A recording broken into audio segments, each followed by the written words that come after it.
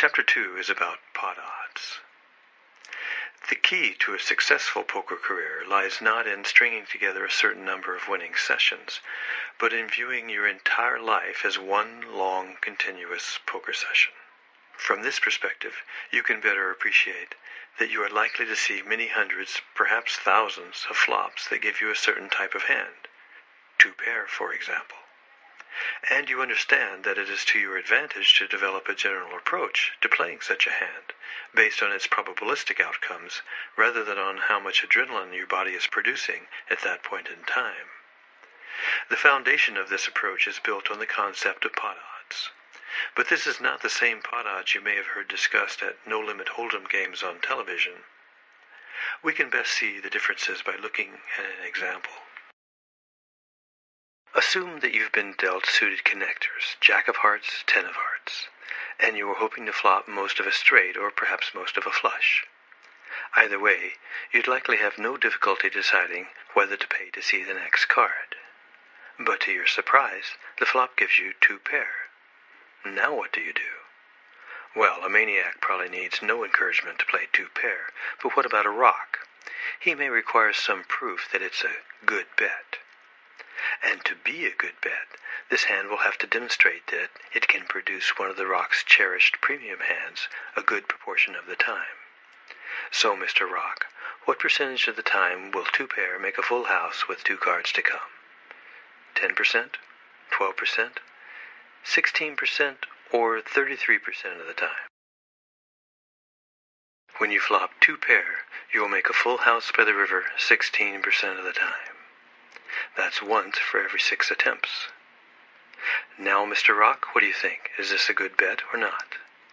Convince a rock to bet on an event that occurs only once in 6 tries? Mr. Rock probably thinks I'm insane. But what if I were to tell you how to at least break even every time you attempt to turn 2-pair into a full house? I can even tell you how to make a profit with this hand. You simply need to ensure that there are enough players in the hand each time you make this bet to repay your investment. On average, you'll have 5 losses followed by 1 win. Here's how it works. Assume that each time you make this bet, it costs you $1. On the first bet, you invest $1 and then you lose. On the second bet, you invest $1 and then you lose. On the third, fourth, and fifth bets, you invest $1 each time and then you lose.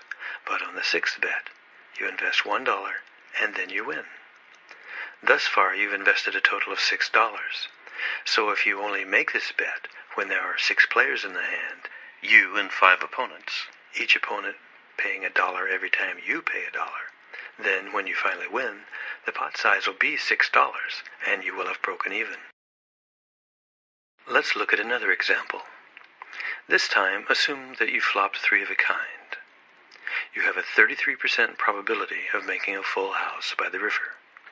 Because 33% is equivalent to the fraction 1/3, your break-even point will be when there are 3 players in the hand, you and 2 opponents. So whenever there are 3 players in the hand, you are justified in attempting to convert trips into a full house. If there are fewer than 3 players in the hand, you should not make this bet. Instead, you should check or fold. In general, determining the break-even point for a given hand tells you the following. If there are fewer players in the hand than the break-even point when you make this bet, you will lose money over the long term. Therefore, even if you happen to win this time, we still call it a bad bet, because over your lifetime, such bets will actually cost you money. If the number of players in the hands when you make this bet equals the break-even point, you will neither make nor lose money over time. You will simply break even. And if there are more players than the break-even point, this bet will make a profit over time. So, Mr. Rock, are you convinced now that you can safely play a hand with only a 16% probability of winning? It doesn't actually matter how low the probability is of making one of your cherished premium hands, as long as there are enough opponents in the hand with you to give you the correct pot odds to justify paying to see more cards. There's one more important factor.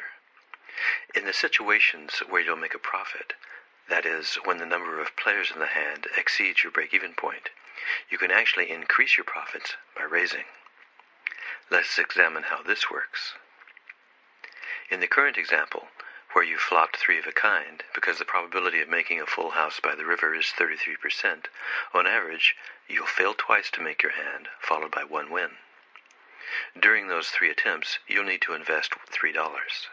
And if there are 2 opponents in the hand with you, and they each invest $1 whenever you do, then, when you win, you'll receive a pot of $3. But what if there were 5 players in the hand? You still need to invest $3 to make the 3 attempts, and you still have a 33% probability of making your hand, so your break-even point hasn't changed. But now when you win, you'll receive $5. That's a $2 profit. So what happens if you raise? Let's assume that everyone now has to pay $2 to stay in the hand. Your contribution will be a total of $6 for the 3 attempts, but the pot size will increase to $10. So on that 1 out of 3 event, when you win, you'll make enough to pay for all that you've invested, plus a $4 profit. By doubling the bet size, you've doubled the amount of your investment, but you've also doubled your profit. The general principle is, when the number of players in the hand exceeds your break-even point, the more money you force into the pot, the greater your profit will be when you win, and you are justified in raising to any amount. One more example. Assume that you've been dealt an ace-jack offsuit, but then you miss the flop completely. Being a defensive player, you would normally fold at this point, but because everyone checked, you were able to see the turn card for free, and guess what? It gave you 4 cards to a nut flush.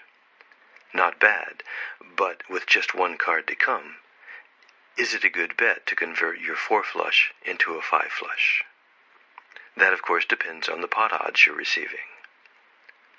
First, let's determine your break-even point. The probability of making a 4 flush into a 5 flush with only 1 card to come is approximately 20%. 20% is equivalent to the fraction 1/5. Thus, you need 5 players in the hand to justify paying to see another card. So, if there are at least 4 opponents who are willing to stay in the hand with you, then yes, this is a good bet. Now let's review what we've learned about pot odds. Make only good bets. The key to long-term success in poker is knowing how to make good bets. In Limit Hold'em, a good bet is one in which you're receiving the correct pot odds to pay to see more cards. If you are, there will always be enough players in the hand each time you make a bet to create a large enough pot to repay your investment in that hand type. Determine your break-even point.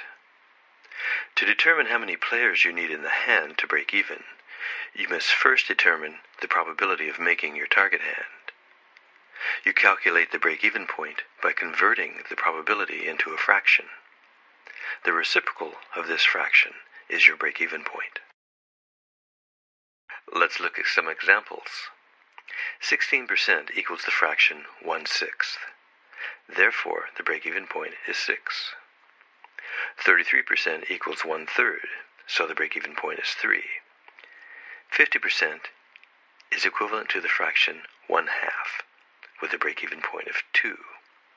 And finally, 66% equals 2/3, the reciprocal of which is 3/2, implying a break-even point of 1.5. The bottom line is, if the number of players in the hand equals your break-even point, it's a good bet, and you're justified in paying to see more cards. If there are fewer players in the hand than your break-even point, it is a losing bet, and you should check or fold. And if there are more players in the hand than your break-even point, you will make a profit. Not only are you justified in paying to see more cards, you're even justified in raising. Profits increase with your investment. Anytime the number of players in the hand exceeds your break-even point, you can increase your profit by forcing more money into the pot by raising. But note that losses also increase with your investment. If you ever find yourself in a hand where there are fewer players than your break-even point, the same mechanism will also increase your losses as you increase your investment in the hand. In general, if the probability of making your target hand drops below 10%, there won't ever be enough players at a 10-player table to justify paying to see more cards. In Chapter 3, we'll examine which hands to consider as target hands. Hello, this is Tyson Wood. Our goal here at Strategic Hold'em is simple, to help you play smarter poker. You can help us spread the word by sharing our web address with a friend. And you can help us keep the lights on at Strategic Hold'em by making a donation. We plan to continue our research and release more poker tutorials as new results come available. If you have any topic suggestions, please send them to feedback@strategicholdem.com. All your comments are welcome. We'd particularly like to hear about your most successful bluffing tactics. On behalf of the entire team at Strategic Hold'em, good luck and good hunting.